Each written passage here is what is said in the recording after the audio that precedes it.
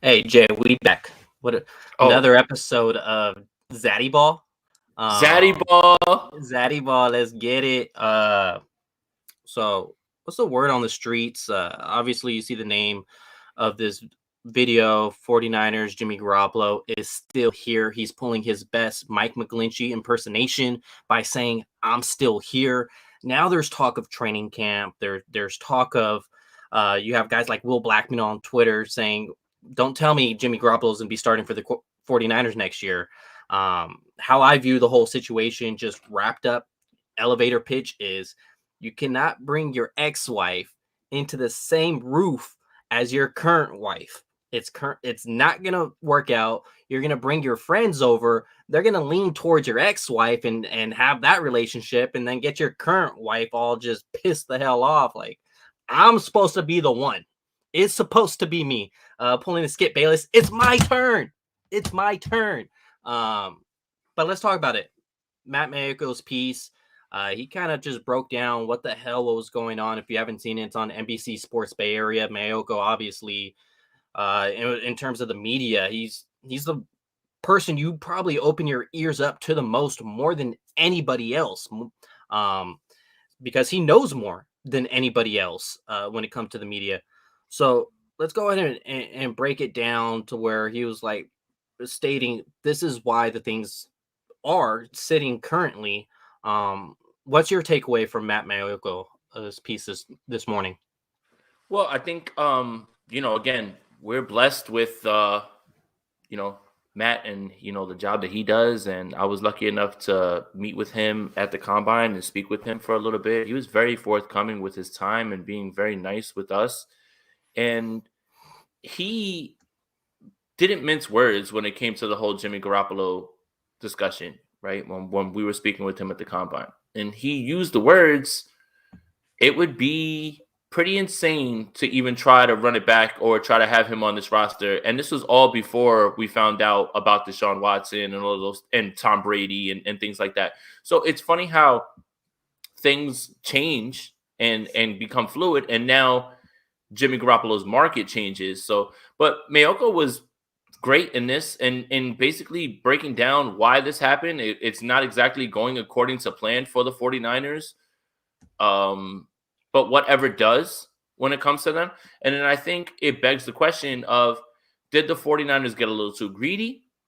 Did they overplay their hand? And I think that's a discussion that we're having more than anything at this point, because I think that it would be close to insane to try to have Jimmy Garoppolo show up to training camp and take away reps from Trey Lance.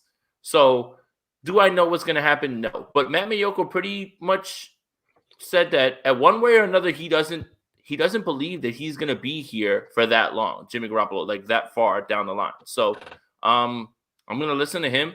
He is one of the most dialed in guys, one of the nicest guys that I've met that has covered the team. But yeah, I mean, he didn't mince words then, and it felt like this article was very matter of fact, very level headed, and very informed in terms of knowing the timeline, knowing that certain things happened before this, and now this is where you are, and this is the reason that you are at the spot that you're in.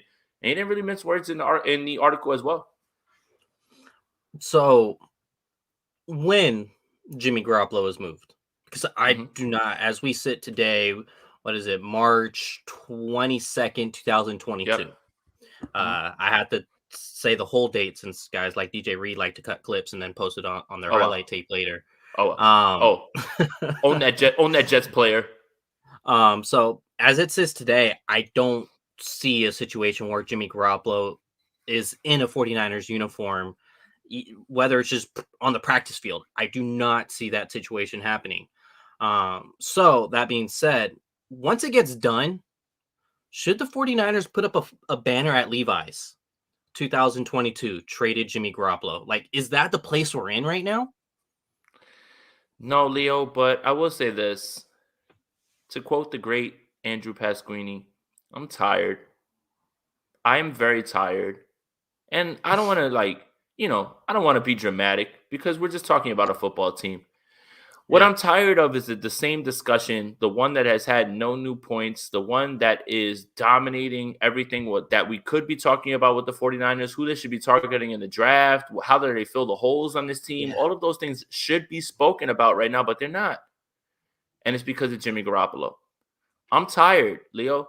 I don't know if I can go through another training camp, preseason, OTAs. I can't go through this again. I can't do this again.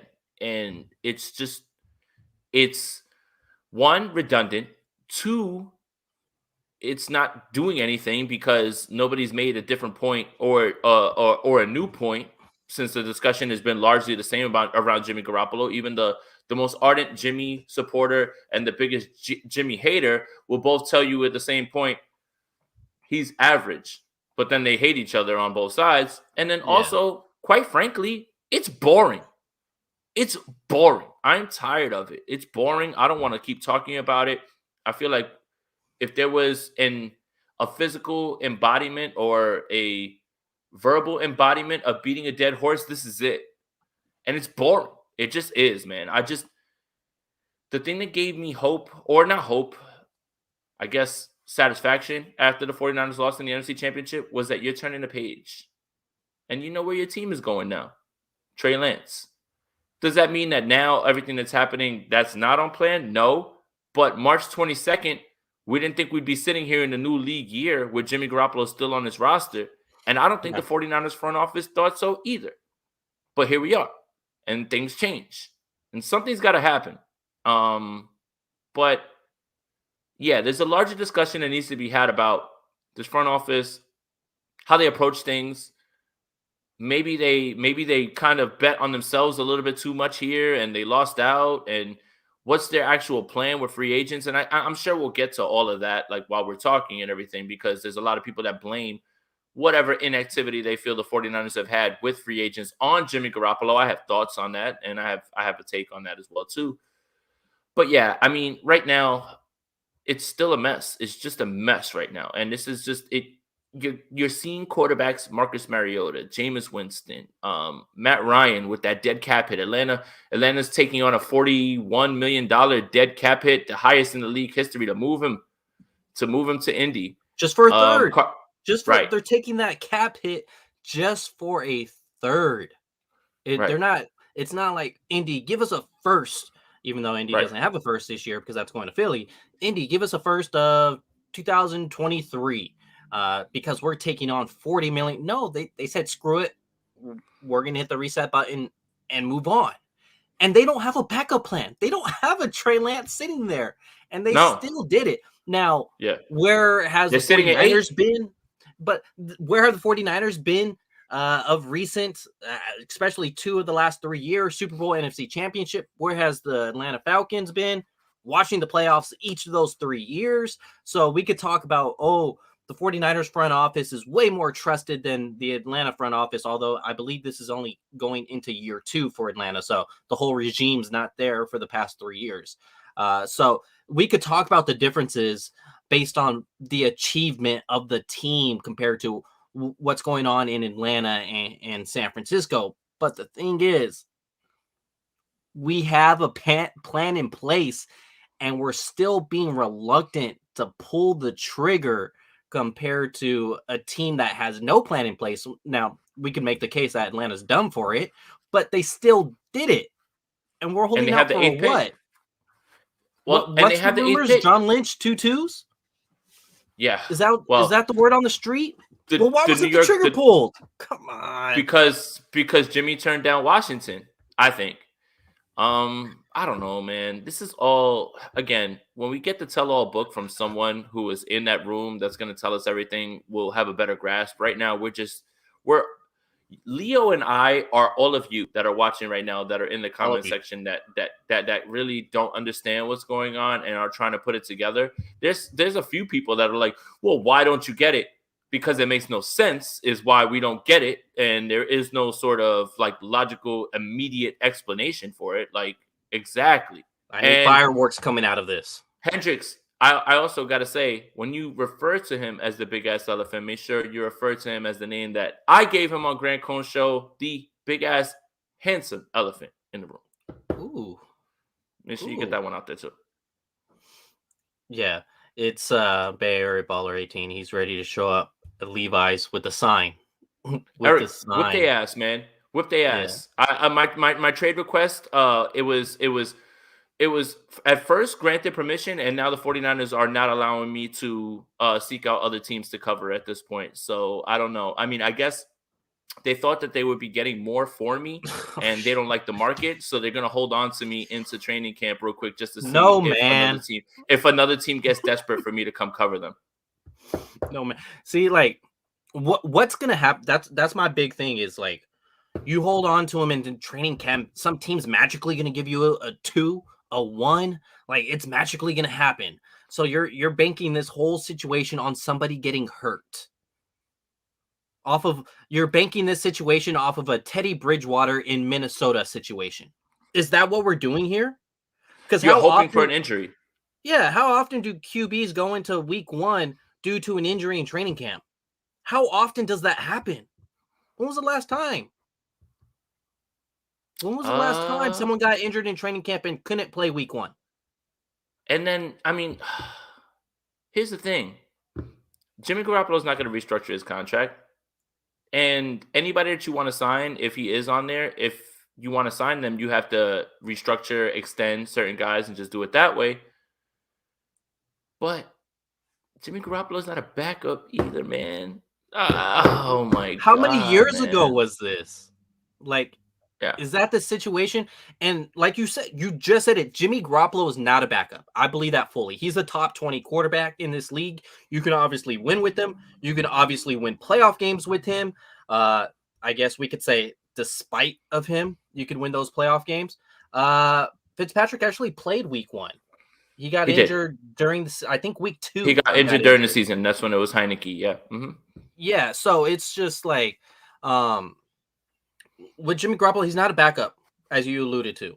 If they said, screw it, Jimmy, come to practice. If they force their hand, like I said previously, I'm not backpedaling on my word. I don't think that's going to happen as we sit here March 22nd. I don't think that's going to happen.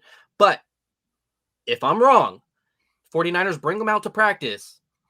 You're not giving Jimmy Garoppolo 100% QB2 snaps. That means Jimmy Garoppolo is taking away time from Trey Lance. You already clearly have moved on to Trey Lance at this point. So what happened last season? Despite all the BS, you were a fourth quarter away from a Super Bowl appearance. I tip my cap to you. You proved me wrong. You achieved things that I didn't think you could achieve given the situation. You overachieved given the situation. But to have that overachievement just for this huge backpedal and see Jimmy Garoppolo back in camp again? What the hell are we doing? Like, and I say we because we are emotionally invested in this team, given they win, given they lose, who they sign, who they don't sign. We pretend it's our own money when it's not. This is And our team that we cheer for. right. And another thing is, if you don't believe that the 49ers are in a weird spot right here, not believing that they would have ever been in this spot, look no further than the money that they gave guaranteed to Nate Sudfeld to be a backup. Yes. That's backup money. That's Yes. not third quarterback on your roster money. The 49ers believed it would be Trey Lance and Nate Sudfeld. But now, Jimmy Garoppolo, you've already signed Nate Sudfeld, that's done, and Trey Lance. And now when you start to think about the money that you're allocating towards the quarterback position as a whole, it becomes even worse now. Because now you're getting into the $30-35 million for 3 quarterbacks, one of which is on a rookie quarterback wage scale, and the other who is a career backup. You get it? There's a lot going on right now. And look, what I will say is that Jimmy Garoppolo being on this salary cap and on their books right now is not the reason that you don't have the guys that you want here. And I'm talking about you guys, fans. Some of you wanted J.C. Jackson. Some of you wanted Chandler Jones. Some of you wanted, whatever, in our wildest dreams, Allen Robinson, whatever it is, right? Like whoever it is that you want. I don't think that that's the reason. Now, what I want to preface that by saying is that they have a philosophy that they go to where they have a set budget for a player.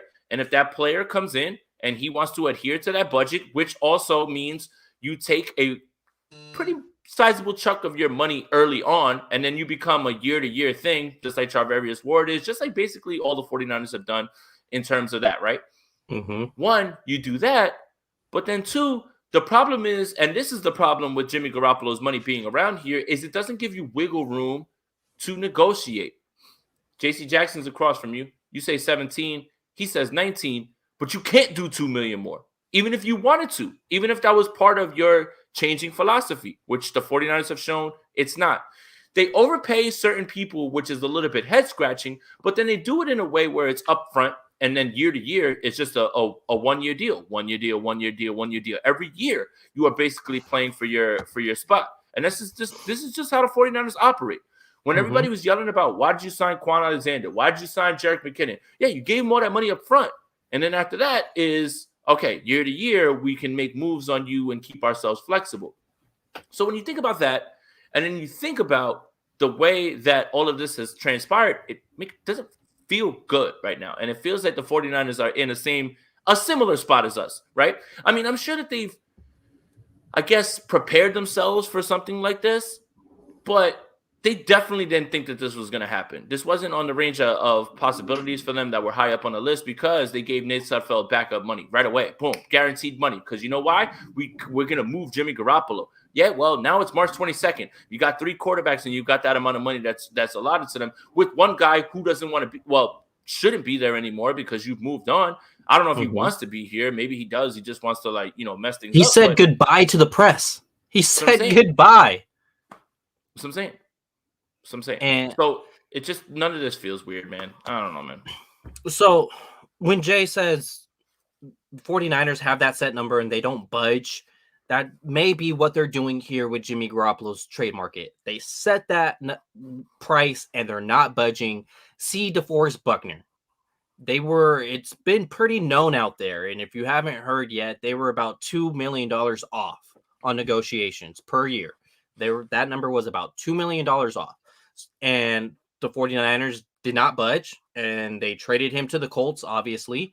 So when Jay mentions JC Jackson, that's a realistic scenario, because they did it to a guy who did not miss time at all, logged 1,000 snaps one year. They did it to him. So, of course, they will do the same thing with free agents. That's why I never seen like Chandler Jones as an option, Stephon Gilmore as an option. I'm happy with Charvarius Ward. That's their big ticket free agent signing. I'm happy the kid's 25 years old. And they identified him. That was clearly what they wanted to do. That's another thing. And that's another thing Mayoko pointed out, is that, again, we have this allotted and we have this money that we're going to spend, and that's your target, right? Like, it doesn't have to make sense to us. It didn't make sense when it was Quan Alexander right off the bat. Didn't make sense when it was Jerick McKinnon right off the bat. Didn't make sense when it was Malcolm Smith right off the bat. But go ahead. I'm sorry, Leo. No, you're fine. Let's go ahead and get this to this donation from Cap Speaking. Appreciate you, my guy. I have the solution, boys.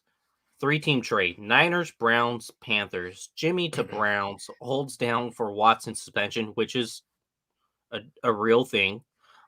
Mayfield to Panthers. Go ahead. Mayfield to Panthers. Second to Niners. We all live happily ever after. From your mouth to God's ears, Cap Speaking. Here's the thing, too, is the Browns are preparing for a Deshaun Watson suspension. If you look at the way the contract was written, the first year is the minimum deal, right? So if he does get suspended, he's not going to lose out on a ton of salary. Everything is guaranteed regardless. So if he loses out on his little measly $3 million or whatever it is this year, it'll be fine. He'll have his suspension off the books, and then boom, that's it. He can just roll right back in and make all his money back as well, too. So just notice in the way that the contract's written is that the Browns believe that they're insulating themselves one way or another, and then that's why they went ahead and they made a move. They moved Case Keenum for Jacoby Brissett. So the Browns are kind of telling you what they think about the situation. Plus, we also, found out today that the Browns did a whole bunch of due diligence. They spent 30 whole minutes trying to figure out what was going on with Deshaun Watson, man. These guys really dug in, and they wanted to make sure that they got all the information that's what's going on with Deshaun Watson. So 30 minutes, I salute you, Cleveland Browns, man. You guys really know how to vet out and do your here's the term, due diligence. We missed one more too. Go back up. We missed one more super Yeah, chat. I'm gonna get to that after because this is the All right. same topic. Yeah. Trade Jimmy back to Eastern Illinois so he can develop. He's 30 and isn't ready yet. Rolling Probably should eyes, sit rolling behind, eyes, rolling eyes. So probably appreciate should you. sit behind someone for a year. Yeah, appreciate you, official BNA Music, for the donation. As always, crushing it. Yeah, man. It's passer ratings in the 70s for the playoffs, the 3 games, and look what 49ers still did. It's just insane.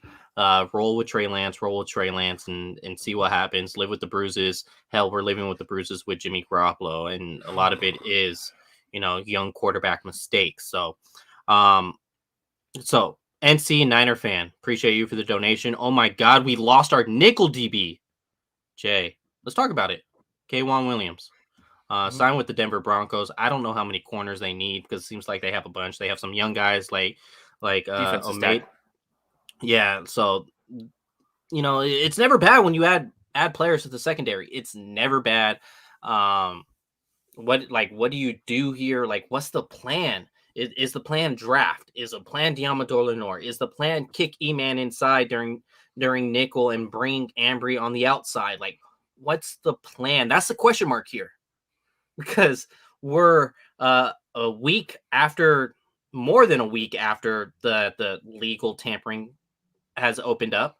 And dude, like, no slot nickel corner. Like, yes, this does over years. This does tend to be a slow developing market. These slot nickel corners, they don't tend to sign day 1, 2, 3. And there's quality ones. So when you have your tier 1, tier 2, tier 3, tier 3 to tier 2 is not that much of a difference, like it is a quarterback position, like it is the corner position, on the outside. Inside nickel, there's a lot of good ones out there. Last year was a pretty heavy market, and you could get these guys for no more than $5 million. And as we saw, K1 signed for about 3.5. What's your thought level on this? Let's talk something other than quarterback. Yeah, no, but I think you laid it out perfectly, right? There is a world where, all right, look, I know you guys don't want to hear this because of the cap situation, right? But there is a world where the 49ers are still in on Stephon Gilmore, right? You find a way to shake some money around, you move it around, and then, okay, what does that mean for Emmanuel Mosley? And I think Leo laid it out perfectly. You talked about Charvarius Ward, Stephon Gilmore, and then Emmanuel Mosley in the slot. I'm fine with that. I am fine with that. That's absolute depth as well, too. If one of those guys misses time, then you can move Emmanuel Mosley in and you feel great about that.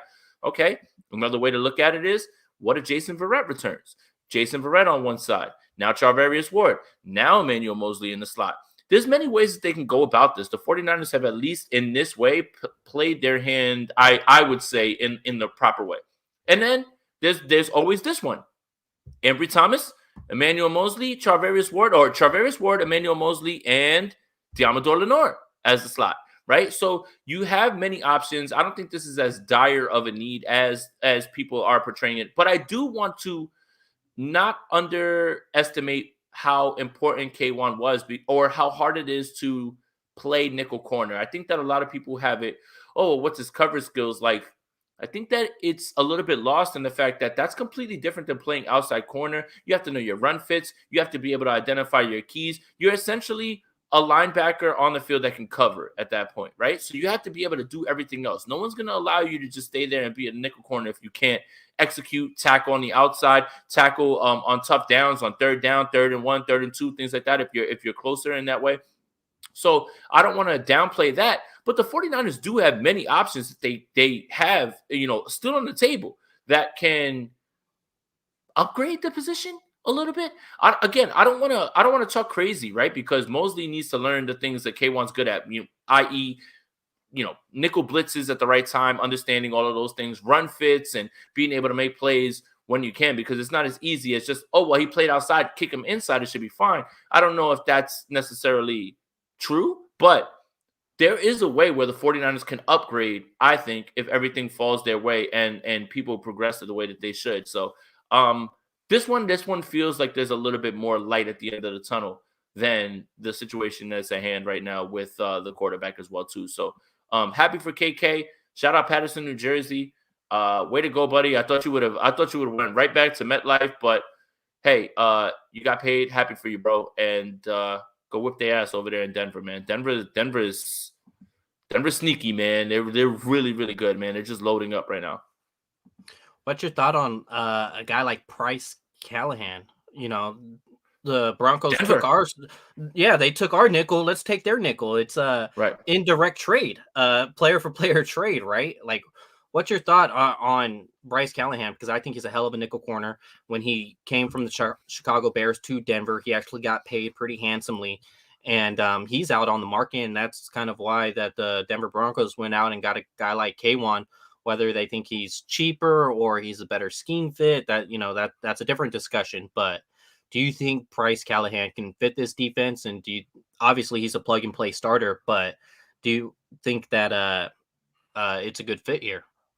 I think he can, but I don't think they will. I don't know. I mean, it's just again, I think that they have too many options within.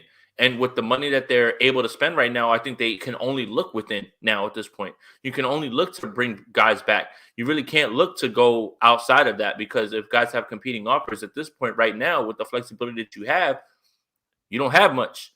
So you still have to be able to play around with your guys. So, and I think that's kind of where the 49ers are. And that's why I say I don't really feel that Jimmy Garoppolo is impacting this free agency as much as people believe, because it's a philosophy thing. You know, Parag, you walk in. What do you want? I want 19. Nope. Can't. Computer says no. Get out.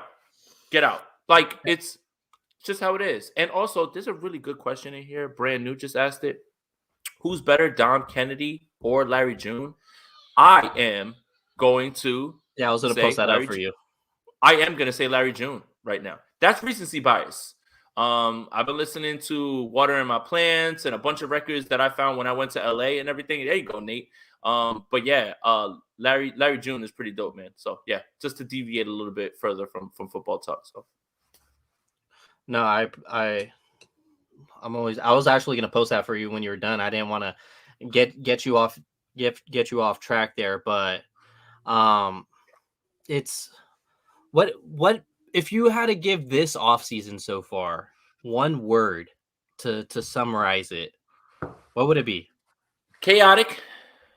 And not in terms of what the 49ers have done with their free agency moves, the Jimmy Garoppolo thing.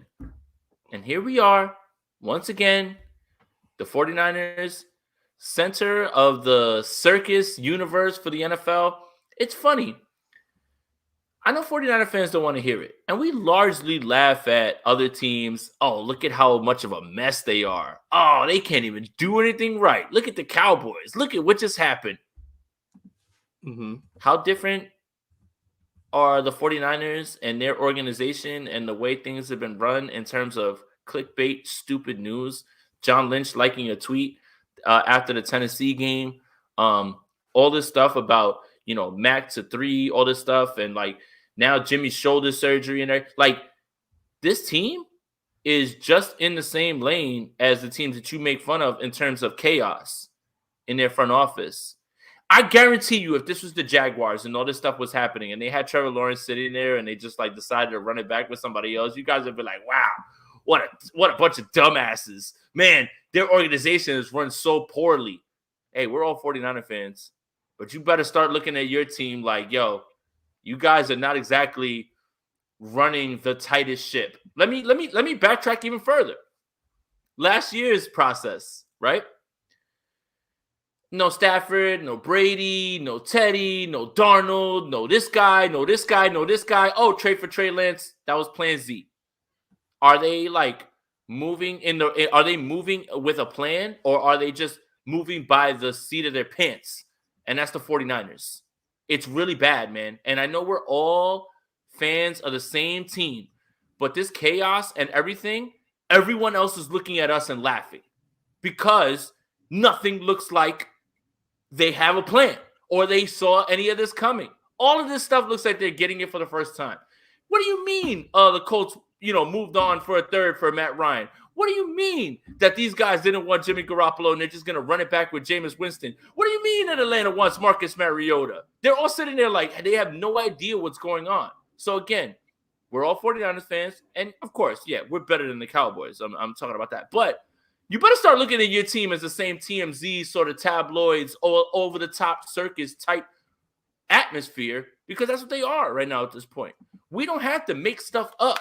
We don't have to make anything up about this team. We don't have to make up no stories. All we got to do is report on this team. This team is the most clickbait team out there that you can cover, I think, at this point, man. And we don't have to do anything. We don't have to do anything. We have to do nothing but exist and wake up, read the reports, and then just get in here in front of the camera and just be like, hey, man, look at all this nonsense and this chaos, man.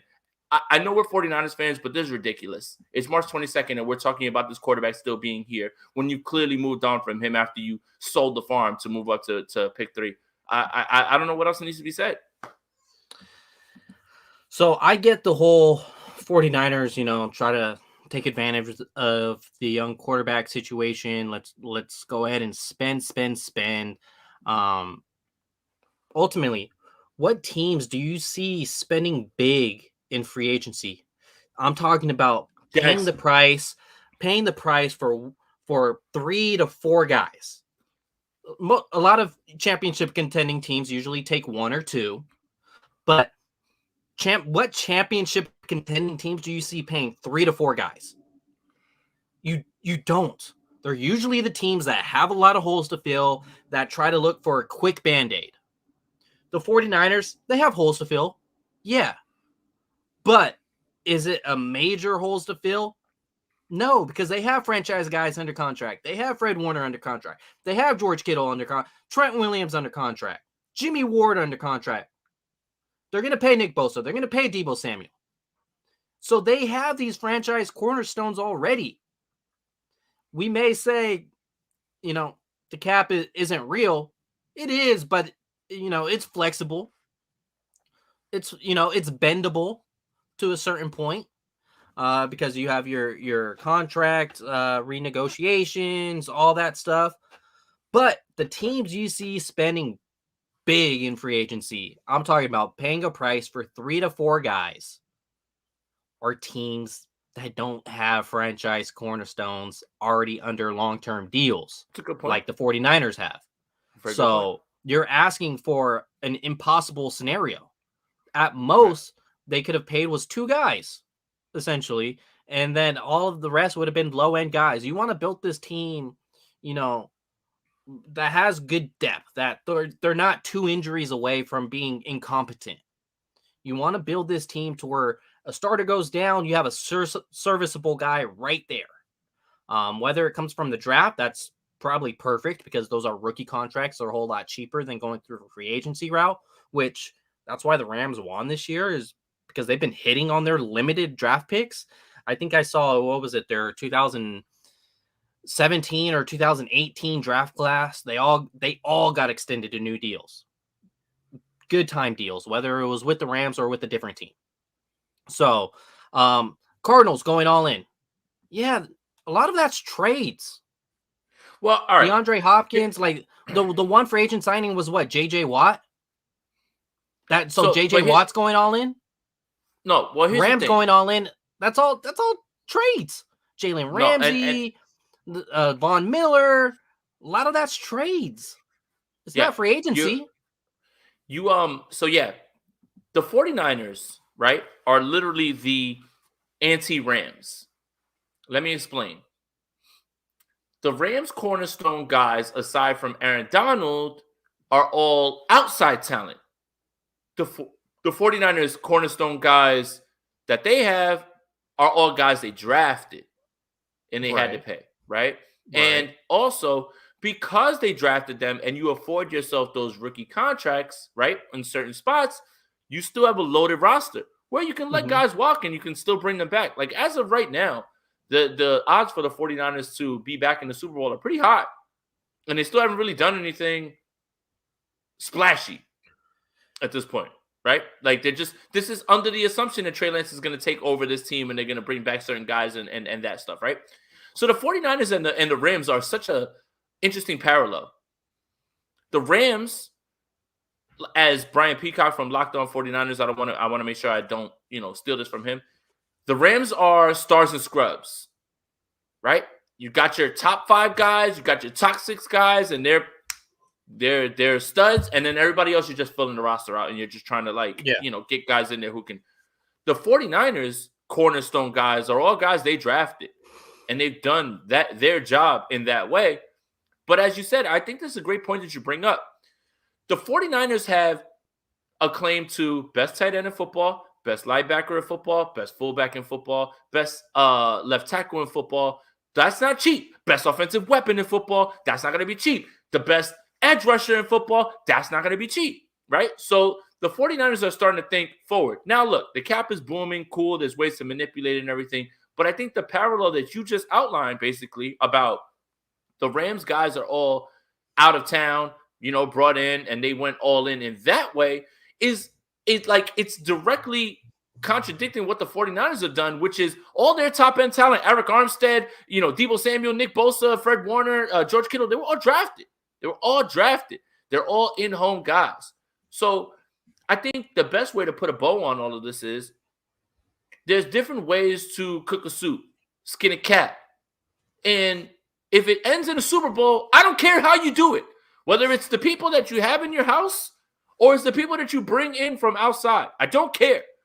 But I just think that there are parallels, and it's really distinct in terms of the way that two different franchises operate while, having sustained success, which, the Rams, the 49ers have been in, two straight, two times, deep playoff runs. So it's just funny how all of these things work out in terms of roster building and how people look at things. So, Jessica, I agree, or I hear you that you don't agree with my take, or you don't like my take on this. They spending money taking risks, but are they really spending money? They traded for Von Miller. They spent draft capital to take risk. Von Miller costed them less than $1 million last year. It's not like they broke the bank to acquire Von Miller.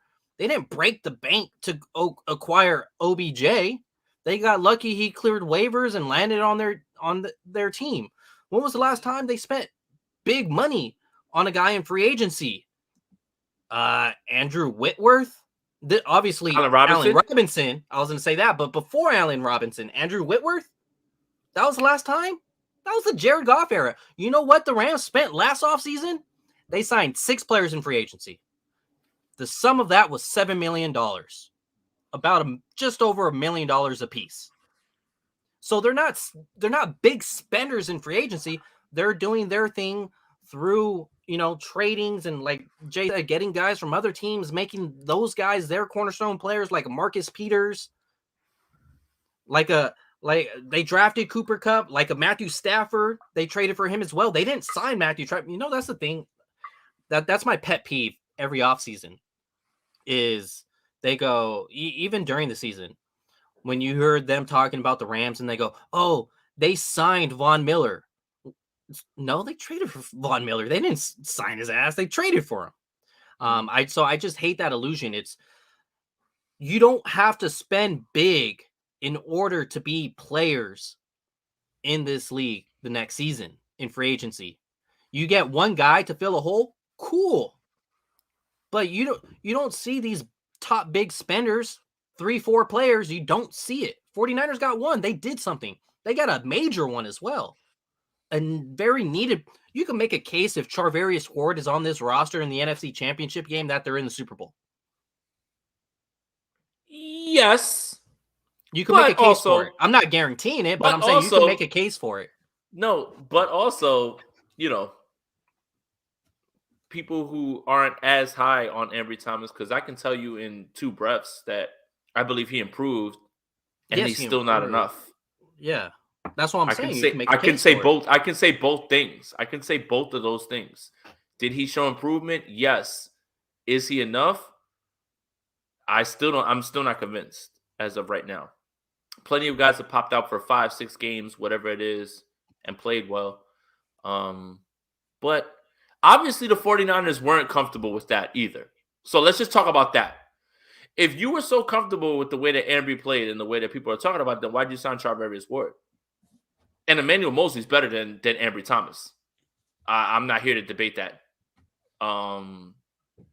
So it's good to have depth, but then again, you drafted Ambry Thomas where? Round 3. What could you have done with that pick at this point if you were going to go sign Charvarius Ward, who is 26? He's not age 26 season.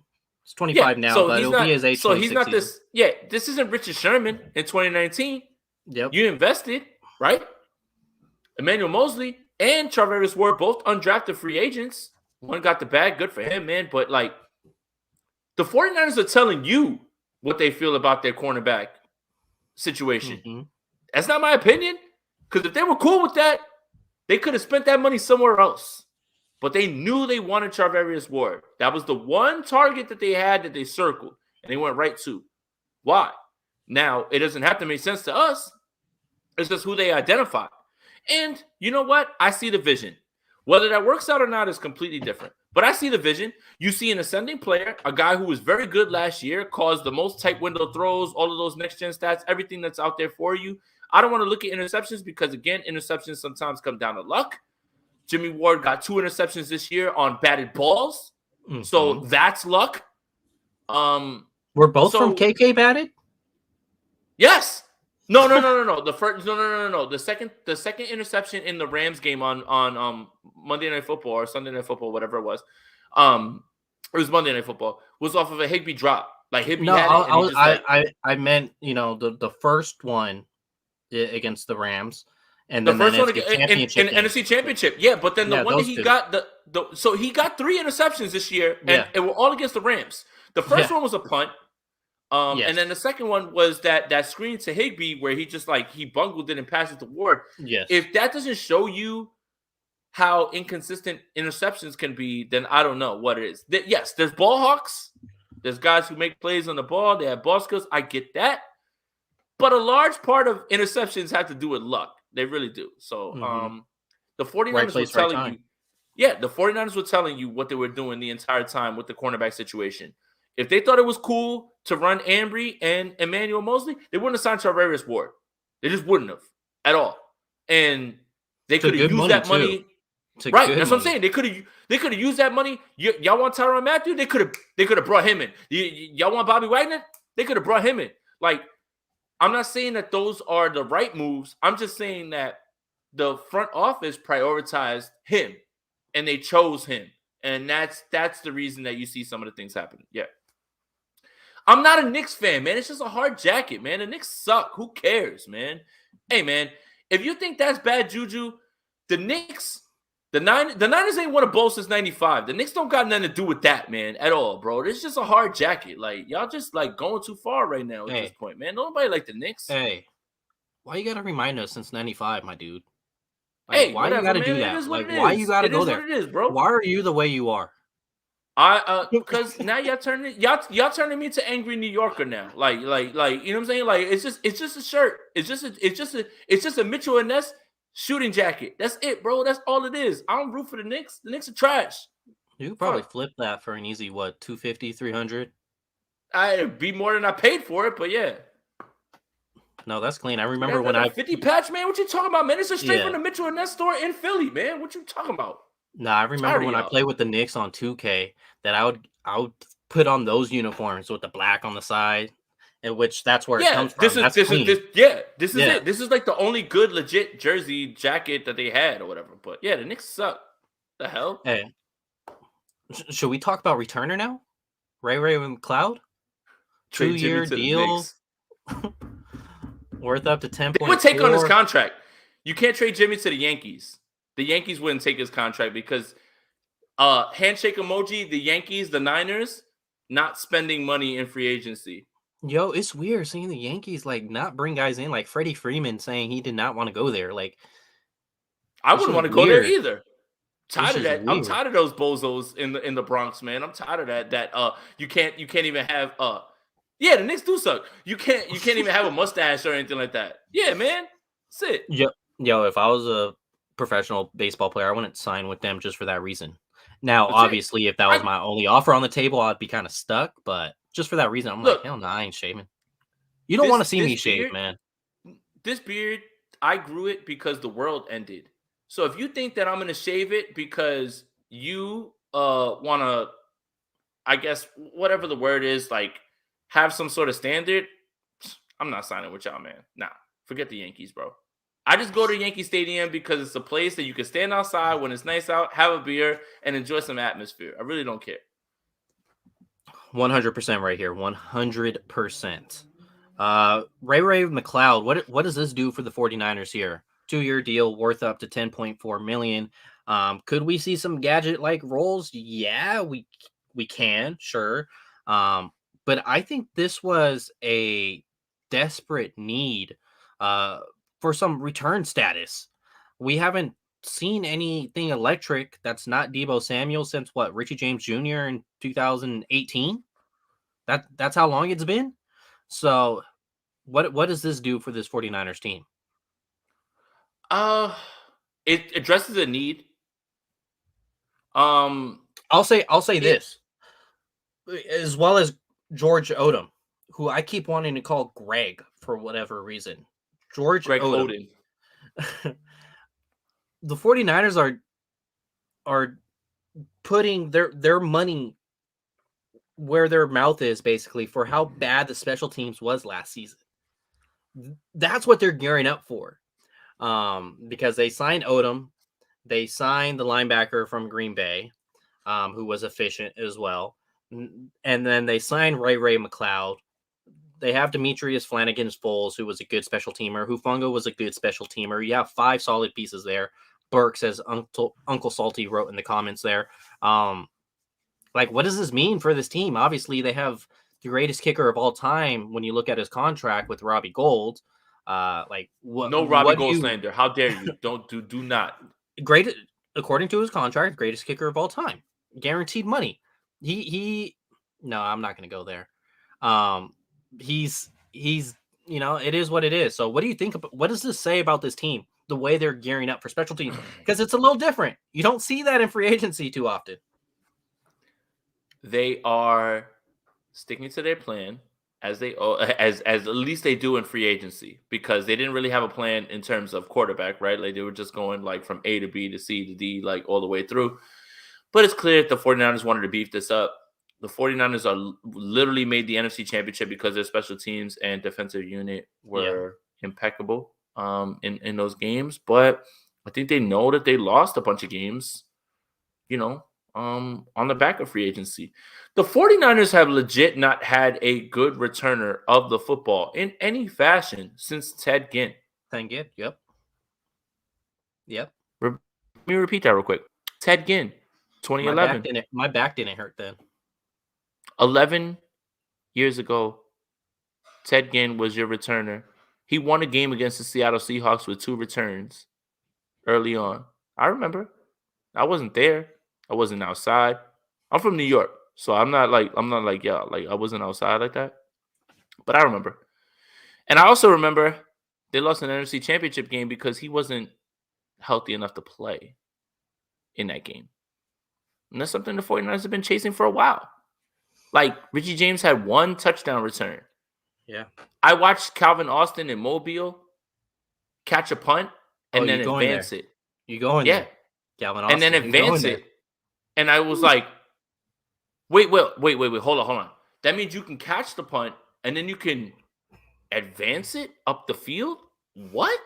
How? You didn't see this? No, he didn't fair catch it. He stepped back, he caught it, and then he dodged players and he gained yards. Wow. What does Imagine that that. look like? I forgot. I don't know I was shocked. And everyone was just looking at me like that's not that cool. And I was just like, you clearly haven't watched the 49ers for a long time. I don't know Like the what I 40 remember more. Like, calculus is a little foggy. It's not little, hella foggy to me at this point, and not fair catching a punt is hella foggy to me too. Like, I don't know which one I remember more at this point. Yeah, listen, man. Um the 49ers have addressed a position that they need. If you look A at certain unit, games, a yeah, unit. there are certain games where special teams changes games, flips the field. I'm going to point to a game that the 49ers were actually in which, yes, the offense on the other side was rolling, but the guy who was returning every single punt, kick, everything was moving it in such a way that they were always in an advantageous spot on their side of the field, if not on the other side of the field. And that's the 2019 game against the Saints. Yes, I Deontay want Harris. I want you guys to pull that back up. He Yeah, changed I his want you guys last to name pull now. Harris. No, he changed his last name. But yes, it's Deontay Harris. Deontay Harris. Yeah. Oh, he changed it to Hardy. Deontay Hardy. No. Okay. There's something about starting your possessions on the 40 of your side of the field or on the other side of the field. And that's exactly what he did. And now you are in striking distance. The defense has to step back. They're on their heels a little bit, right? Because they're waiting for you to take a shot. Those sort of things have not been afforded to the 49ers in a long time. And there's three facets of the game: offense, defense, special teams. Offense will hold up what they need to do. Defense is a top 5 unit. We know that. Special teams. Special teams. I need to get at God real quick. God? God himself? Yes, God himself. No. Jimmy G, by God, says he is 5-2 in the playoffs. He's handsome AF too. He is, though. I mean, well, yeah, you made him handsome. Nothing that God said right there was a lie. And he's saying, how is that bad? Jimmy G being nobody said that was bad. Nobody it's said not that was bad, but come on, like Jimmy takes y'all deep in the playoffs. It's like, come on, did we watch that Dallas game?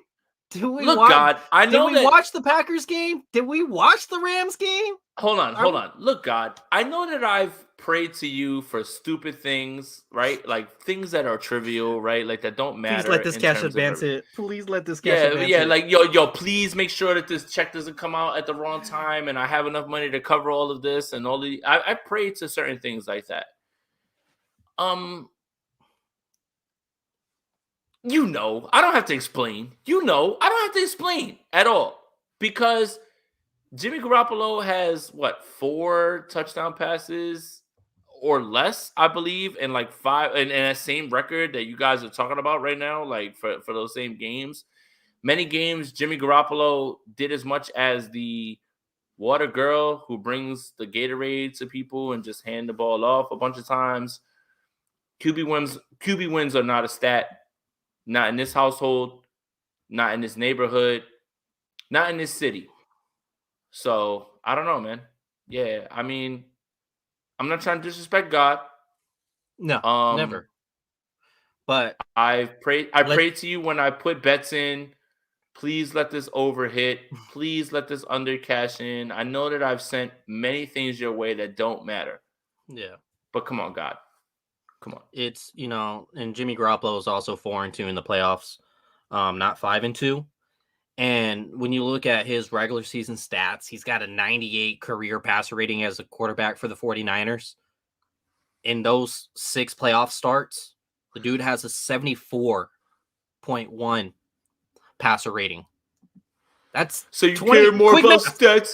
No, hold up. So you care more about stats than wins. Both you guys are bozos. No, it's about the fashion. It's about the fashion. Mac Worry Money Man. Oh man, Mac 98 wavy, passer rating is legit. I agree, Wavy but look at his playoffs. He's not the same player in the playoffs. Mac Wavy Money Man. That's a name that I'm not gonna like. You definitely like live with your moms and shit, right? Mac Maybe Money Man. you definitely been playing Elden Ring mad hard, right? On your PS5 and your Xbox. You've been going hard on that shit, right? Bro, I care about the wins. I care about more wins than stats. But fix your teeth. We're talking about is he good? We're talking about is he good? We're not talking about his wins or his stats. We're talking about is he good? And I'm giving you data that says based on individual performance, he is not good in the playoffs. I'm not talking about team performance. Individual performance, he's not good in the playoffs. Like what's so hard to understand here? Hold up, Leo. Fix your teeth. I will have sex with your mom and make me a sandwich, little man. Don't play with me. I'm a 6'5", gorgeous, handsome young man. Stop playing with me, please, man. You on my stream. If you want to leave, you can leave.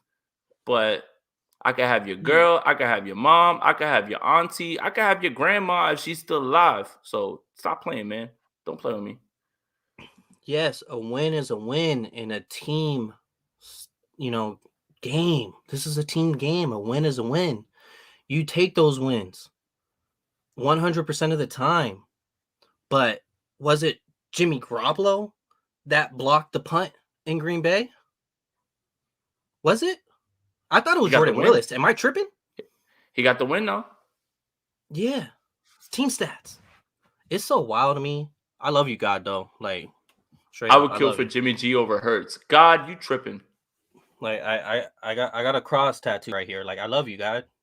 You know, I hope that we could have, a better relationship moving forward. So we'll see. Jimmy Hold G up, outplayed Rodgers. pull up that last one. Pull up that last one. Hey, Mac Wavy Money Man with the stupid ass face. Jimmy G threw for more passing yards in the second half than Aaron Rodgers did. I don't know if you watched the game. Get worked, get owned.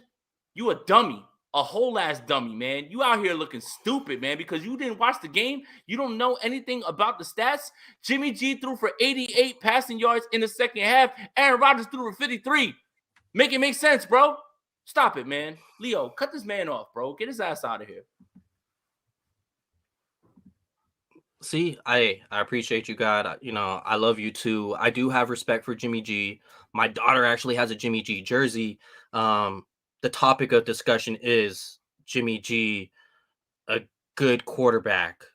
He's a fair quarterback. He's average. It's like when your credit score is a 620, like it's fair, it's average, but it's not good. It's not 700. And that's kind of what Jimmy G is. Like he's fair credit. Sometimes you could get approved for a loan, sometimes you don't get approved for a loan. And that's kind of the situation with Jimmy G is, sometimes he does help you win the games, and then sometimes he doesn't, but his team comes through, aka Jordan Willis. Like, there's no shame in that. Like, he's still the quarterback of the team that won, but is he the sole is he majority of the reason why he won? No, he's not.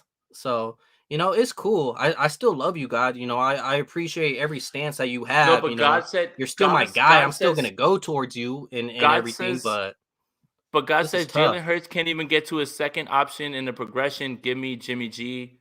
I think you'll find that they have similar problems in terms of that.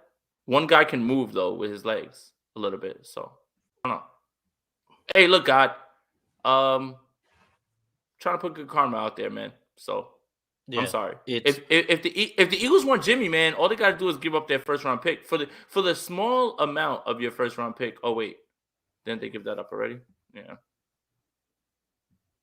so it's he put us up 29-28 in defense choked. What game is this guy talking about? Did he play Madden? The game Oh, was like 13-10. he's talking about week 3 versus the Packers. The home opener. Man, that's Yeah. cute. That's real cute. Yeah, it's Jimmy Garoppolo. He also put up 17 in the NFC Championship game. He also put up 3 points in Green Bay, even though Robbie Gould truly had the 3 points kicking the field goal in the uprights in those weather conditions. But sure, Jimmy G, we could say he's responsible of those 3 points as well. Hey, but hold up. Jimmy in the Green Bay game, he got them into field goal range, right? Like he made some throws. Tennessee 94-yard game tying drive defense choke. Sure, yeah, it was Jimmy G who caught the slant route, ran it all the way up field until about like the 3-yard line. I thought it was Deebo Samuel, but I'm tripping. That was Jimmy G who did all that right. after the catch. But again, I'm tripping. Okay, look, the Green Bay game, the divisional game, I kind of look, Jimmy made some throws that would have been interceptions, something like that didn't happen. But he also threw a pass to George Kittle that would have been like a large gain. He dropped. Literally the next play was another drop. Those are plays. Then again, when he needed to make the drive, Aaron Rodgers couldn't make it. Jimmy G did, and I'll give him that. He put them in field goal range. He did. I mean, that's all you could have asked for right there at that moment. Aaron Rodgers played one of the worst games of his life in that game. How much of that has to do with the defense? How much of that has to do with his own doing? I don't know. But at the same time, it's still, you still have to look at things objectively in that way. But in the same way that happened, right? The 49ers needed more plays in the NFC Championship game. You didn't get them. And now look what happened. If the offense Before was the moving half. in the right, yeah. Right. Like if you were trying to end the game in LA, you could have many times. Everybody wants to blame Tart for the interception. The offense wasn't moving. So Tart intercepts that ball, he gets tackled right there, and there's like, whatever. Like, maybe it's in field goal range, you get a field goal. But that could have been 3 plays, 1 yard, like the way that offense was rolling. So again, the Rams weren't scared.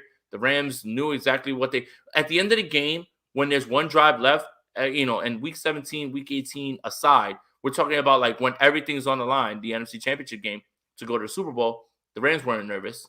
The Rams weren't scared. And why should they have been at that point? So the offense scored 17 points. Why is it the defense costed a trip to the Super Bowl when your offense scores 7? How many games do you expect to win scoring 17 points? But it's on the defense, right? It's on the defense for putting up 17 points. He misses juice in Indy. I mean, in Tennessee. He throws an interception in the red zone when that could have effectively ended the game or set them in a way where they can't, because then Tennessee has to throw the ball the entire time, and now you're just in a great spot. He threw an interception. It was just so bad, man. Like, it's just, again, you trying this one out? Jimmy Garoppolo. Yeah, he's right. But yeah, either way, it doesn't matter. Jimmy Garoppolo's still on this team. I don't know how we got back here. God is the one who's like making this happen, and I was always convinced that God had a grudge against me, and now it's like coming to the light now. Hey God, like, once again, I love you.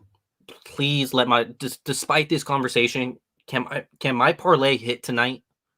Can my parlay hit tonight? And then maybe we can make an amends. We're in a good situation. If you want me to say Jimmy G's good, I'll say it. Jimmy G's good, man. He's a legend. I don't know why they're trying to move on from him. Honestly, they need to keep him, pay him that $27 million. There, I said it. You can screen record it. Because without the context, and hopefully my parlay could win tonight. What's your parlay then? Parlays are for suckers. You know what? Hey man, I'd rather throw 25 on a 4-team parlay than throw 25 on a 1-team deal, and you make more money that way. You obviously win less, but you end up profiting a little more as long as you know what you're doing.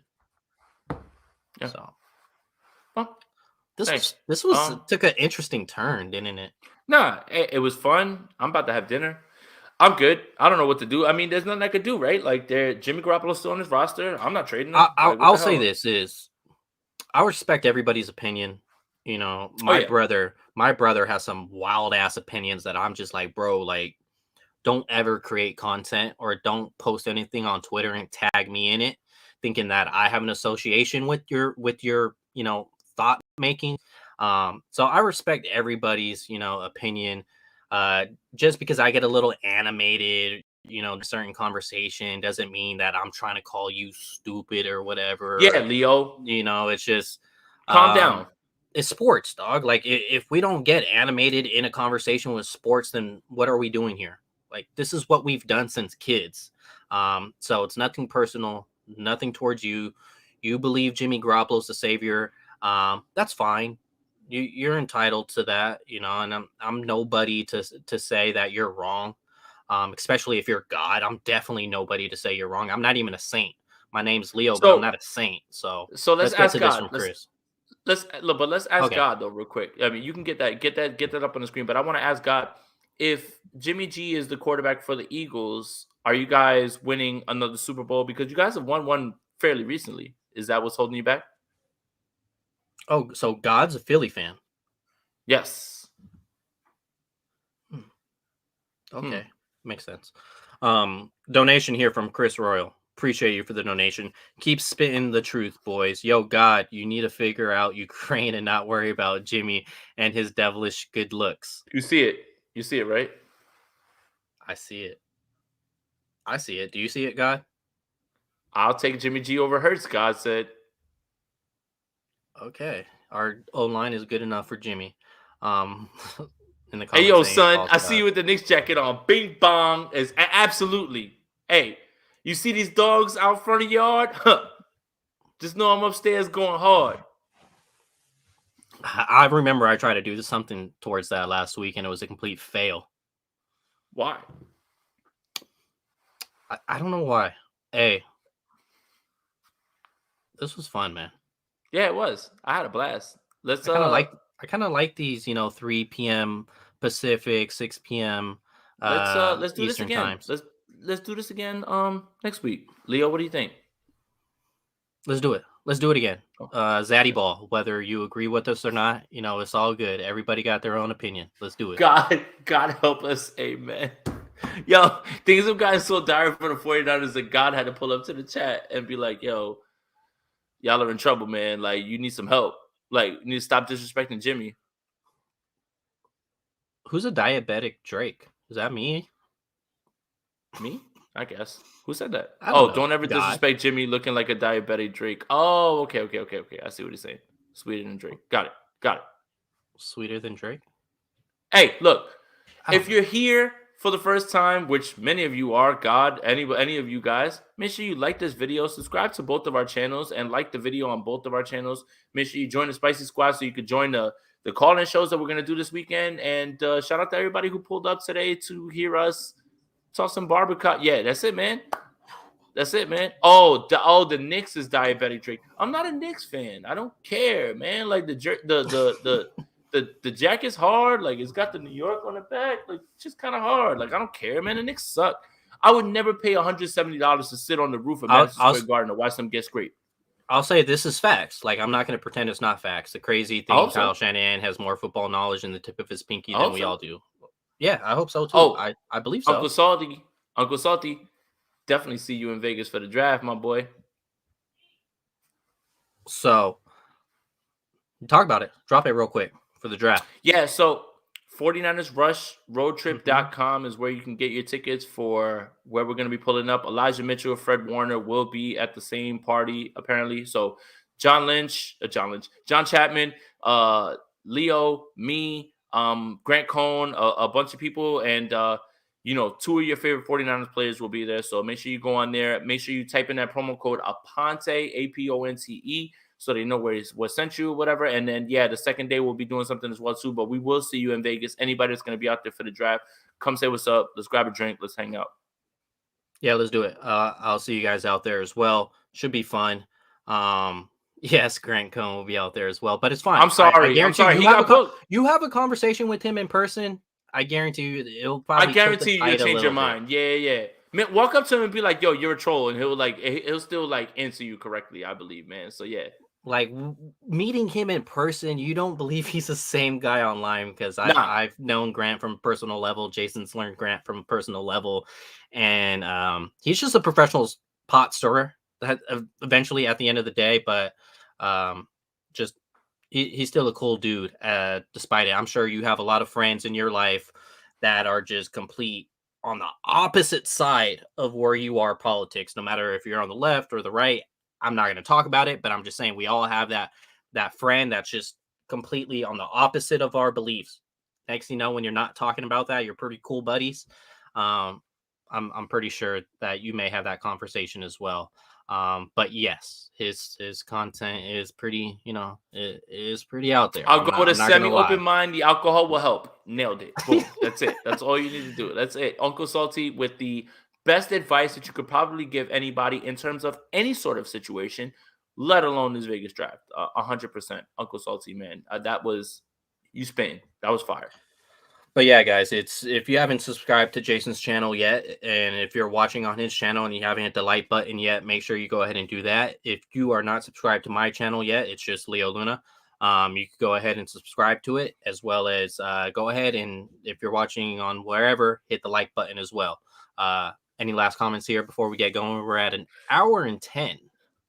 No, this is a lot of fun. I want to have some dinner. Let me go put Avery down. I got to get her a gift ready in the morning because her birthday's tomorrow. So yeah, I gotta build that while she's asleep because he turns 5 tomorrow morning. So yeah, got to get to it. Ooh, that's awesome. I'm glad to hear. 5 is the big one, right? It's a big one. I'm dealing with 10 in May, so I'll it's get weird. there.